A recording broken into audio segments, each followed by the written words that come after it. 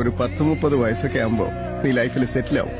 ഒരു കുടുംബം, ഒരു ബിസിനസ്, ഒരു ജോലി, അങ്ങനെ ഒറ്റ ഡയറക്ഷനിൽ പോവാൻ തുടങ്ങും. പക്ഷെ ഒരു 25 വയസ്സിനൊക്കെ മുമ്പ് ലോകം ഇങ്ങനെ വിശാലമായിട്ട് മുന്നിൽ തുറന്നു കിടക്കും, ഒരുപാട് ഓപ്ഷൻസ് ഒക്കെ ആയിട്ട്.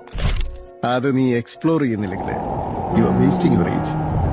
തിരക്ക് വന്ന നേരം പിന്നിൽ നിന്ന കാലം നരകം പോലെയാകും.